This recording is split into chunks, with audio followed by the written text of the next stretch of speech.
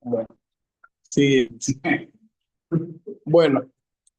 con respecto a otra de las cosas más polémicas en el estudio del paciente con sepsis, encontramos la procalcitonina, que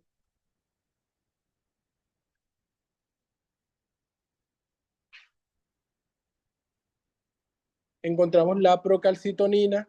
que es utilizado como uno de los parámetros inicialmente para determinar si la infección es de tipo bacteriano y por ende la asociación como tal con el diagnóstico no está bien determinada. Entonces, esto lo que hace es que,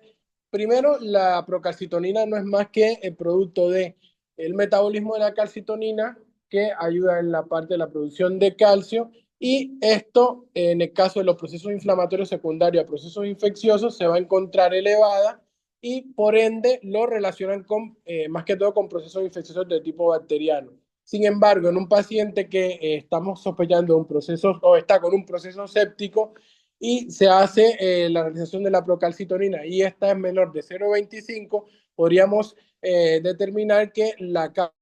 fuente del proceso infeccioso no es bacteriana. Por ende, el tratamiento antibiótico podría ser retirado y ahí tendríamos que determinar cuál podría ser el posible agente causal y asimismo tratarlo. También lo otro es que lo utilizan como método de seguimiento en los pacientes que presentan el proceso infeccioso dichamente bacteriano y a medida que va recibiendo el tratamiento antibiótico, a pesar de no tener un rescate en hemocultivos específicos, podríamos determinar por medio de la disminución de si está siendo efectivo o no. Sin embargo, es un componente bastante costo efectivo, por lo cual no están utilizados en las terapias intensivas, pero sí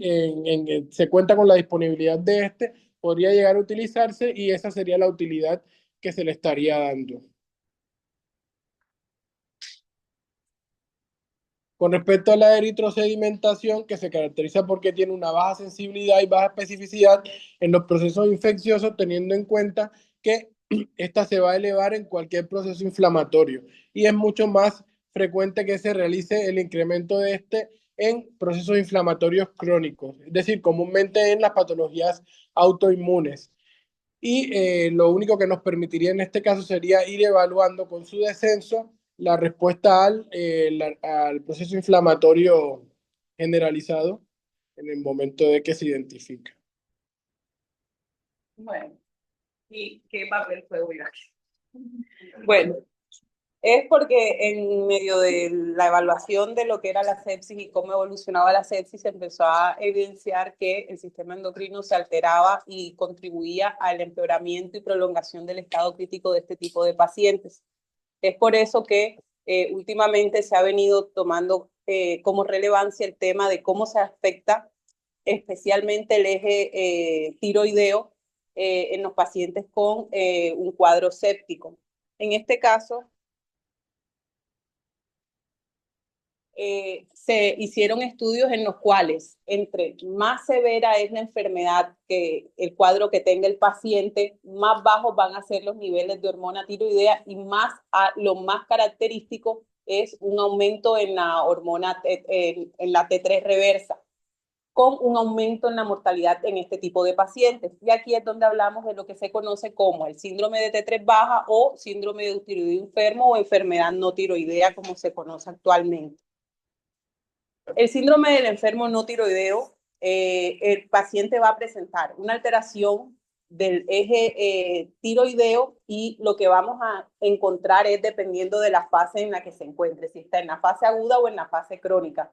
No se habla de que haya un cribado en un paciente. De hecho, pacientes que estén en un estado crítico, una enfermedad aguda, no debería tener un examen de función tiroidea, pero algunas veces pasa y son pacientes en los cuales encontramos T3 bajas con aumento de T3 reversa y una T4 o una TSH que inicialmente en la fase aguda, que usualmente se habla de fase aguda los primeros 5 días, en este caso puede estar normal aumentada. En la fase crónica es cuando ya se va a ver supresión de la T3, la T4, la TSH con un aumento de la T3.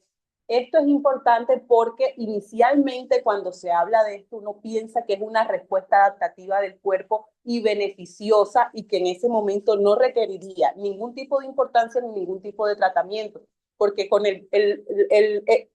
las hormonas tiroideas principalmente en este caso la importancia es que impactan a nivel del sistema cardiovascular y a nivel mitocondrial con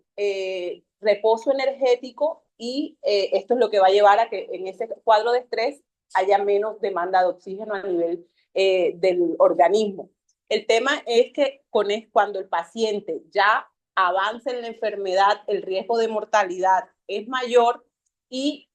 al estar baja la T3, lo que va a hacer es que haya aumento en la resistencia vascular periférica, aumente la presión diastólica, aumente la poscarga y ese efecto beneficioso cronotrópico y inotrópico positivo que tiene se ha disminuido y por eso los pacientes hablan lo que se conoce como la enfermedad en el paciente séptico, el miocardio tiroideo que presentan este tipo de pacientes.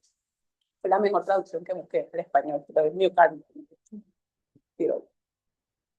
En estos pacientes, ¿por qué sucede esto? Usualmente vamos a tener, como sabemos, cuando se produce la hormona liberadora de corticotropina, hormona liberadora de tiroides, TSH a nivel hipoficiario, posteriormente se van a liberar las hormonas tiroideas, va a haber el 80% de la T3 se va a formar a partir de la desiodización de la T4. Usualmente hay tres tipos de desiodinasas que son las que funcionan, D1, D2, D3. La D1 que mayormente está en el hígado y en el riñón y la D3 en el músculo y en el hígado. Estos pacientes con este estado de sepsis, con hipoperfusión, van a tener un detrimento de la D1 y se ha visto aumento contrario de la D3. Es por esto que en estos pacientes va a disminuir esa desyodación que tiene y se van a ir disminuyendo los valores de T3. La T4 inicialmente se puede encontrar aumentada en este contexto, pero posteriormente por otros mecanismos de degradación ya empieza a disminuir. La D3 actúa a nivel de la T4 convirtiendo la T3 reversa y por eso es que van a estar aumentados. Cuando ya se tiene todo este cuadro del paciente asociado a que por el cuadro hepático que tiene van a disminuir todas las proteínas transportadoras más la liberación de todas las citoquinas proinflamatorias del cuadro séptico, se convierte en un círculo vicioso en el cual el detrimento del paciente va a ser mayor. En estos pacientes, entonces, ¿por qué importa el eje tiroideo? Porque estos pacientes con alteración tienen enfermedad más severa y están asociados a mayor mortalidad. Los pacientes en los que estudios que no son muchos, de hecho, pero como es un tema que está sonando mucho más, los estudios que se han hecho ya mostraron que los pacientes con niveles persistentes de T3 bajos requieren mayores dosis de vasoactivos y tienen un mayor deterioro en el clearance del lactato y que se comportaría como una disfunción tiroidea, la disfunción tiroidea como un marcador de gravedad en este grupo de pacientes. El tratamiento no es claro. En este artículo lo que hace es que buscó y dividió pacientes que llegaron en shock séptico y los dividió y le midió valores de hormonas tiroideas en el día 1, en el día 7 y posteriormente día 14 y día 28. De esos pacientes, a los 28 días, los que recibieron suplementación con T3 como una medida de tratamiento después que ya pasaron la fase adaptativa que se considera beneficiosa, la mortalidad fue mayor, mientras que los que recibieron suplementación teniendo valores bajos, tanto de T3 como de T4,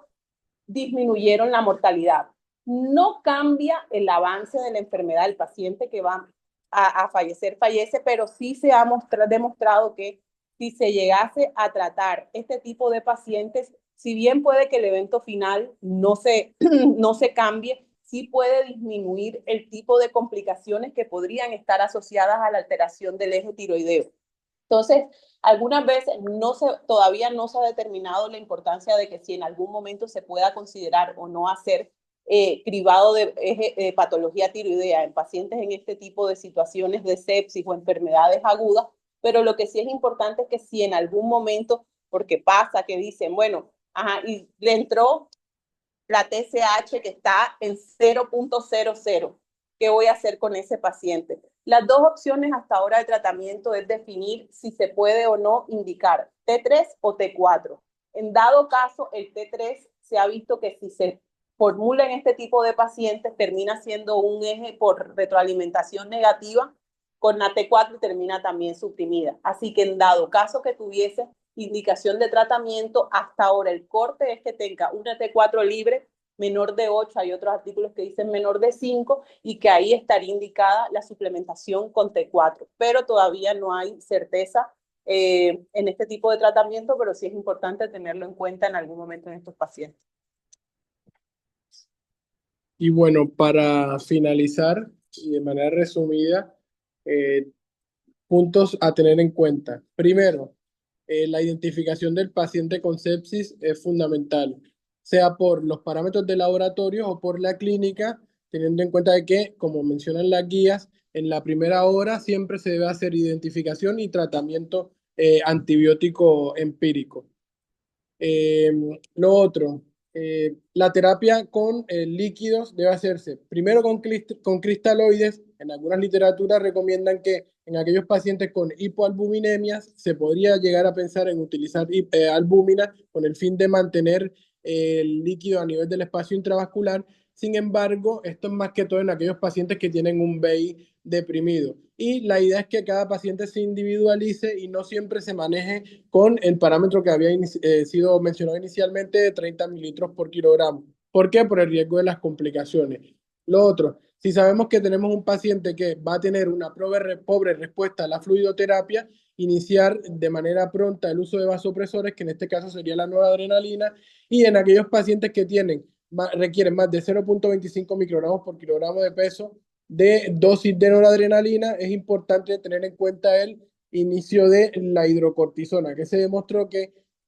disminuye mortalidad y riesgo de complicaciones. Y podríamos, teniendo en cuenta la fisiopatología, relacionarlo con la disminución de la frecuencia de coagulación intravascular diseminada, teniendo en cuenta que la hidrocortisona, que fue el único corticoide con el cual se realizó este estudio, disminuye la respuesta inflamatoria, que a su vez va a reducir el daño endotelial, generando una disminución en la respuesta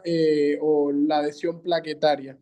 Lo otro, que sería la parte de la monitorización, nunca retrasar la ventilación mecánica en caso de que se requiera o algún otro soporte que sea necesario, sea oxígeno por cánula o una máscara o la ventilación mecánica no invasiva. Y con respecto a los cuidados posteriores, tener en cuenta que en estos pacientes se debe plantear un tiempo aproximado de terapia antibiótica que va a recibir, que lo que menciona es que entre más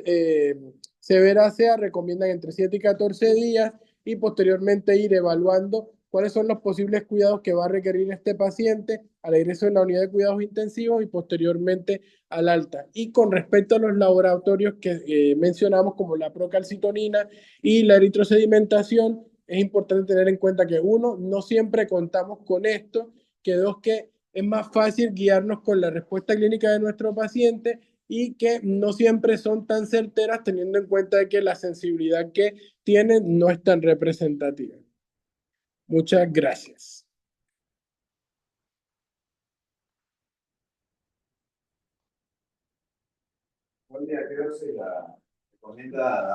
¿A qué dosis recomienda la hidrocortisona?